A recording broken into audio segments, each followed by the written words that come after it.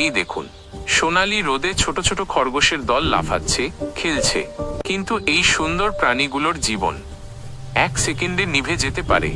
আজ আমরা কথা বলবো খরগোশের 4টি সবচেয়ে ভয়ঙ্কর ভাইরাস নিয়ে, যেগুলো একটি পুরো খামার রাতারাতি শেষ করে দিতে পারে।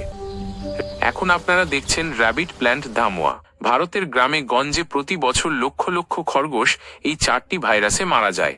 খামারিরা কাঁদেন, স্বপ্ন ভেঙে চুরমার হয়ে যায়। কিন্তু এই ভাইরাসগুলো আসলে কি, কিভাবে ছড়ায়, আর সবচেয়ে বড় প্রশ্ন, আমরা কি এদের থেকে আমাদের খরগোশদের বাঁচাতে পারি? উত্তর জানতে হলে সঙ্গে থাকুন। প্রথম রোগের নাম মিক্সোম্যাটোসিস মাইনাস। এটি একটি পক্স ভাইরাস, দেখতে ইটের মতো। এই ভাইরাস মশা, মাছি আর সরাসরি স্পর্শের মাধ্যমে ছড়ায়। সংক্রমণের 3-4 দিনের মধ্যে চোখ, নাক, কান ফুলে ওঠে, খরগোশ অন্ধ হয়ে যায়, খেতে পারে না, আর 10 থেকে 14 দিনের মধ্যে কষ্টে কষ্টে মারা যায়। 1950 সালে অস্ট্রেলিয়ায় এই ভাইরাস ইচ্ছাকৃতভাবে ছাড়া হয়েছিল বুনো খরগোশ কমানোর জন্য। কয়েক মাসের মধ্যে কোটি কোটি খরগোশ মারা গিয়েছিল। এর ভয়াবহতা একবার ভাবুন।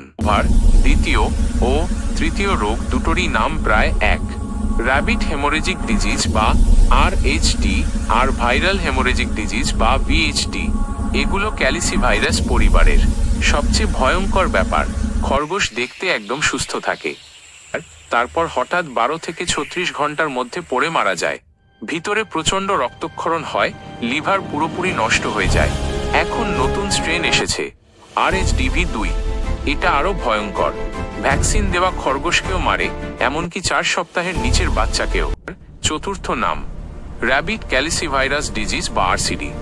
আসলে এটা RHDV1 এরই অস্ট্রেলিয়ান নাম। কিন্তু কেন এই ভাইরাসগুলো খরগোশের ওপর প্রয়োগ করা হয়েছিল?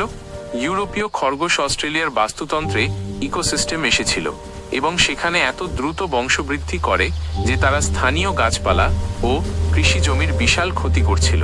এই খরগোশদের সংখ্যা নিয়ন্ত্রণ করতে বিজ্ঞানীরা মিক্সোম্যাটোসিস, মাইক্সোম্যাটোসিস এবং পরে RHDV1 RCD ভাইরাসটি ইচ্ছাকৃতভাবে ছেড়ে দেন। এটি ছিল এক ধরনের জৈবিক নিয়ন্ত্রণ, বায়োলজিক্যাল কন্ট্রোল, যার উদ্দেশ্য ছিল কোটি কোটি বুনো খরগোশ মেরে ফেলা। 1995 সালে অস্ট্রেলিয়ার মরুভূমিতে এই ভাইরাস ছাড়া হয়েছিল। মাত্র কয়েক সপ্তাহে লাখ লাখ বুনো খরগোশ মারা গিয়েছিল, মাটি রক্তে লাল হয়ে গিয়েছিল।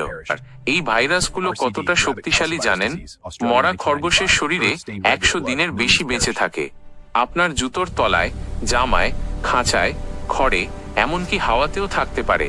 মাছি, পাখি, কাক, এমনকি নতুন একটা খরগোশ আনলেই পুরো খামার শেষ। এই মূল্যবান তথ্য যদি আপনার একটুও কাজে আসে, তবে অবশ্যই ভিডিওতে একটি লাইক দিন। আপনার সমর্থন আমাদের লক্ষ লক্ষ খরগোশ প্রেমীর কাছে পৌঁছাতে সাহায্য করবে।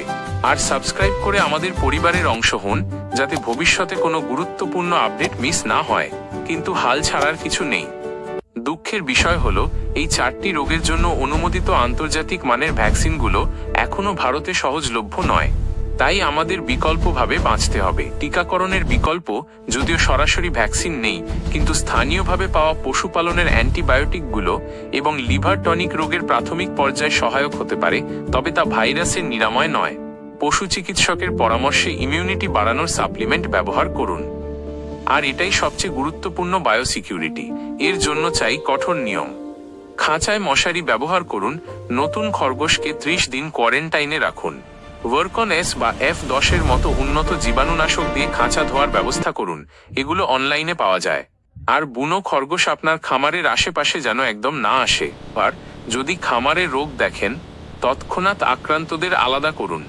মরা খরগোশ গভীর গর্তে পুঁতে বা পুড়িয়ে ফেলুন। পুরো খামার 100% ভারকন-S দিয়ে ধুয়ে দিন। এই সুন্দর প্রাণীগুলো আমাদের ভালোবাসা পাওয়ার যোগ্য। একটু সচেতনতা এবং কঠোর বায়োসিকিউরিটি, আর আপনার পুরো খামার বেঁচে যাবে। সচেতন থাকুন, খরগোশ বাঁচান। AEVDOT শেয়ার করুন, যাতে আর কোনো খরগোশ প্রেমী কষ্ট না পায়। ধন্যবাদ। ঈশ্বর আপনার খরগোশগুলোকে সুস্থ রাখুন।